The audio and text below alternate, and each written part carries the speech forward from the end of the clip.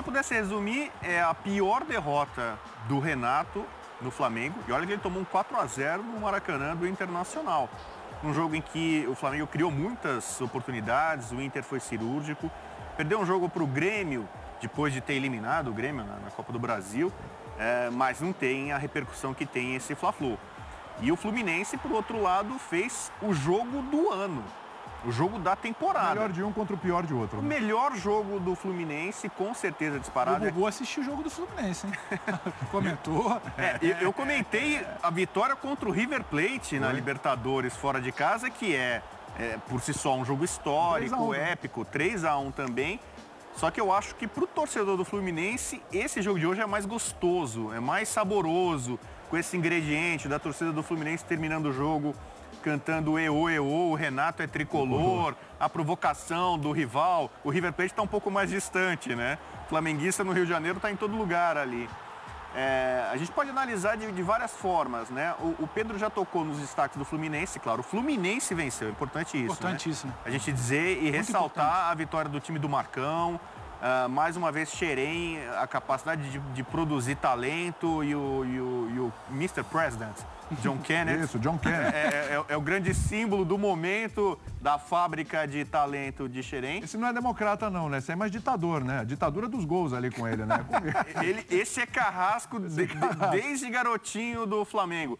Mas assim, o Ramon entra no fim. O René, eu acompanhei o jogo perto do maior flamenguista que eu conheço. Do maior flamenguista. É mesmo? Eu conheço vários flamenguistas. Sim. Eu acompanhei o jogo do lado do maior flamenguista que eu conheço. Literalmente. Ele estava querendo esmurrar o René, né? Assim, já, né? Já o primeiro gol, já sempre pelo René. E olha, não foi uma goleada do Fluminense por um acaso, porque umas duas outras jogadas ali pela lateral esquerda do Flamengo surgiram. Gustavo Henrique não foi bem, o Diego foi mal no primeiro tempo, perdeu uma série de bolas ali. Não por acaso sacado, né? Ele tá fora do próximo jogo também, né? Terceiro amarelo. Olha, pelo que ele jogou hoje, é bom pro Flamengo ele ficar de fora, né? Mas, em resumo, uma noite pro torcedor do Fluminense jamais esquecer e pro torcedor do Flamengo e, sobretudo, do Renato Gaúcho também não esquecerem. William, se permite só uma coisinha Claro. antes de você jogar para lá, porque você tocou no ponto do Diego, é importante.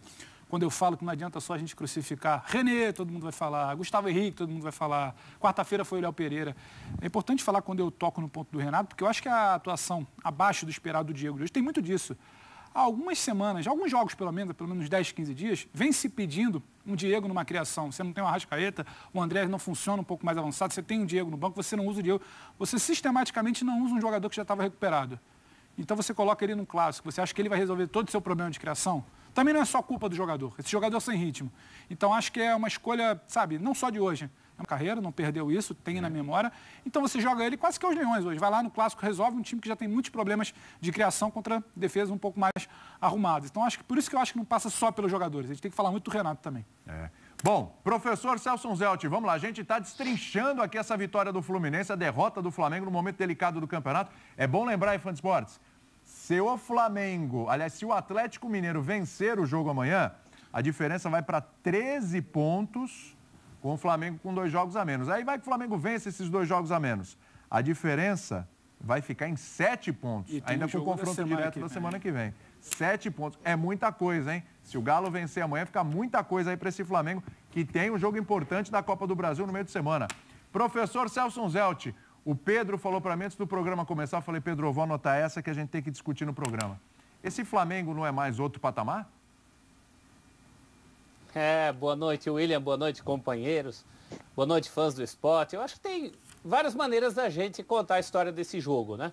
Se você quiser ser épico, evocando Nelson Rodrigues, o profeta tricolor, você diria que há 6.000 anos já estava escrito que um garoto com o nome de presidente norte-americano faria 2 dos 3 gols da vitória tricolor, se impondo mais uma vez como zebra, né? Isso é histórico no Fla-Flu.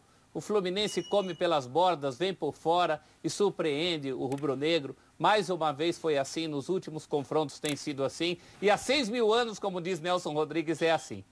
Mas se você quiser ser um pouco mais pé no chão, você vai verificar que, como nós já falamos aqui, o Renato vai ter muito o que explicar.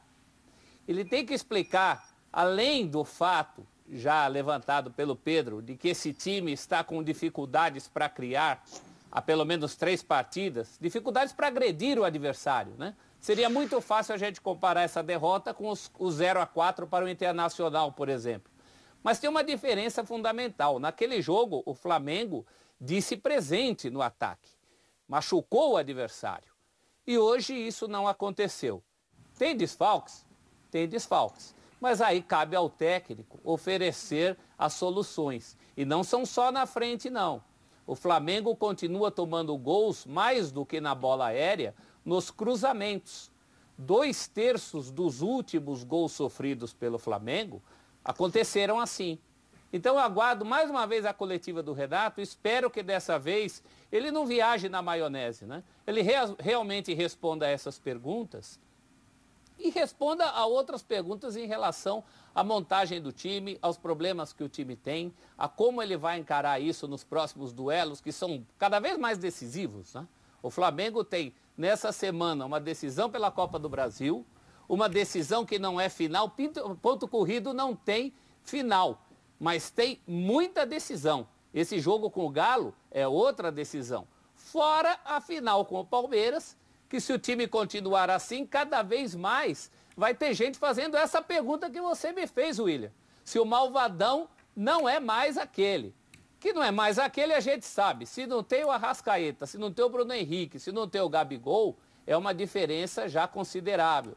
Mas também não pode deixar de agredir os adversários como está deixando. E lá no nosso F360 da manhã, você sabe que eu afirmei que o Galo não tinha o direito de não ganhar a sua partida contra o Cuiabá.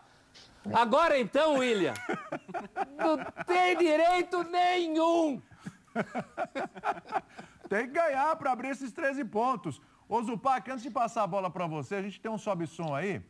Você lembrou, né? Sobe o som aí. A torcida do Fluminense cantou pro Renato Gaúcho. Como é que cantou? Aí, ó.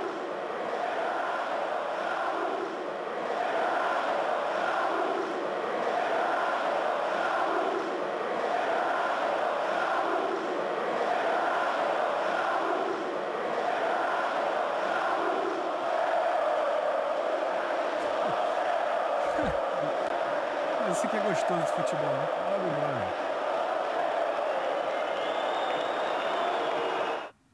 Aí teve uma vaiazinha ali do outro lado, que ele foi vaiado pela torcida do Flamengo. Teve torcida visitante hoje, é bom lembrar, né? Ô Zupac, olha lá. O Renato. Olha essa imagem aí, ó. Ela é emblemática, tá bravo, né, William? É. O Renato de cabeça baixa, caminho do banco, torcedor revoltado. E esse torcedor aí são imagens do Premier, né? A gente tem essa foto aí tirada do Premier, né? Que fez a transmissão da partida. Esse torcedor aí, ô Zupac, olha, eu fiquei... Quando eu tava vendo a imagem, eu falei, ele vai pular, ele vai lá em cima, ele vai pra cima. O homem tava absolutamente... Isso é uma intimada. Nossa, mas uma intimada daquelas. Cobras e urubus. Tudo que tem direito. Te pergunto, será que ele representa hoje a maior parte da torcida do Flamengo? A torcida do Flamengo tá enlouquecida, no pior sentido da palavra, com o Renato Gaúcho, Zupac?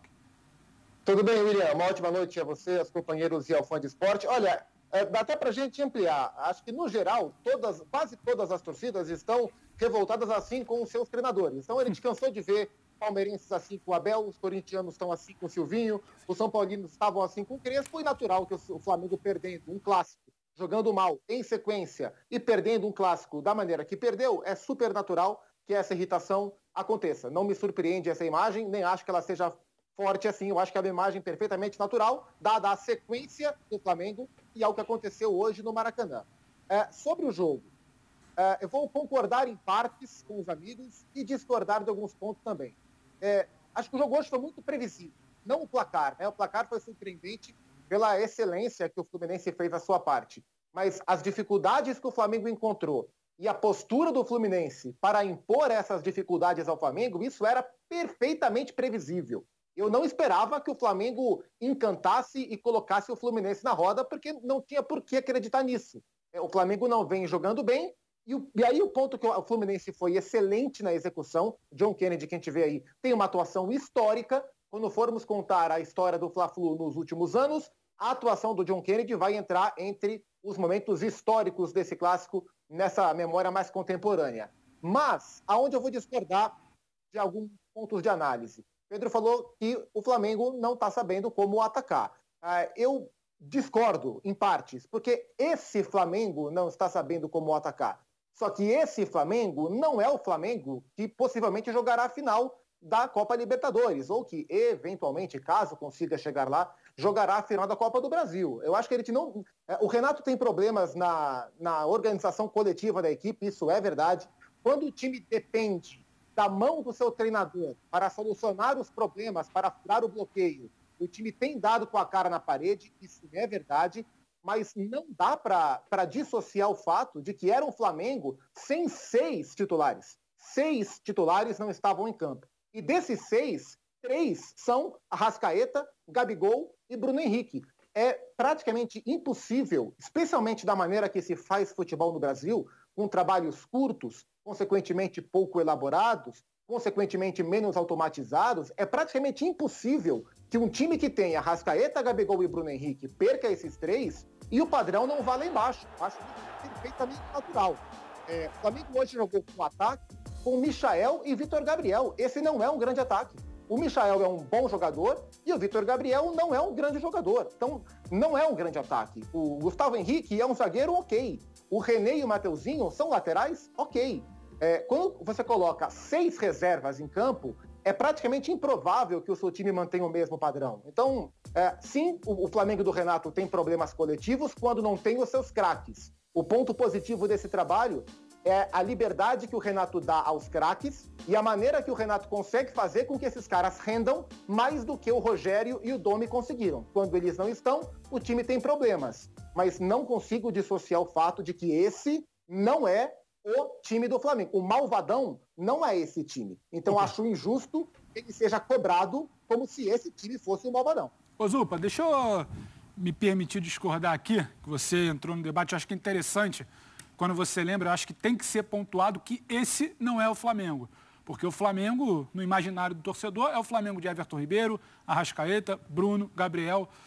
Hoje mais cedo, o colega, o companheiro Rodrigo Coutinho, colunista, blogueiro do UOL, ele fez até um levantamento interessante. Esse time, esse Flamengo ideal, esse quarteto, ele joga junto quase 10%, 12% do Campeonato Brasileiro. Então, para mim, esse Flamengo de hoje é um Flamengo médio. É um Flamengo, é uma base de um Flamengo que quase sempre tem um desfalque, quase sempre sofre com uma lesão, quase sempre não conta com o seu quarteto. Então, esse Flamengo desse treinador já era para ter arrumado soluções. Então, acho que a preocupação e o xingamento da torcida, que eu acho que é muito interessante, porque até pouco tempo atrás a gente só tinha o termômetro da rede social. Agora a gente voltou a ter o termômetro da arquibancada. E ele deve ser muito respeitado, porque são públicos diferentes e que começam a ter entendimentos semelhantes, que é de crítica ao Renato. Essa crítica, esse momento de insatisfação, ele diz muito sobre isso. Tudo bem, não dá mais para ficar só nessa situação de não tem o Gabriel, não tem o Arrascaeta, teve convocação, teve lesão, não é o quarteto, não é o time ideal. Porque esse time ideal joga muito pouco junto. Então esse Flamengo, que tem um elenco, que a gente celebra aqui quase todo dia, né, em toda a programação, é o melhor do Brasil, é o segundo melhor, está entre os 3, é um elenco agora mais equilibrado com os reforços. Então, esse Flamengo deveria ter mais soluções. O Vitor Gabriel não é o atacante que chegue no nível de um Gabriel Barbosa, no caso, e de um Bruno Henrique. O Michael não é exatamente o Bruno Henrique pela esquerda, só que o Michael joga todos os jogos com o Renato. Então ele já deveria ter um entendimento. O meio de campo, ele hoje testa uma formação... médio aí, né? Fala, Celso.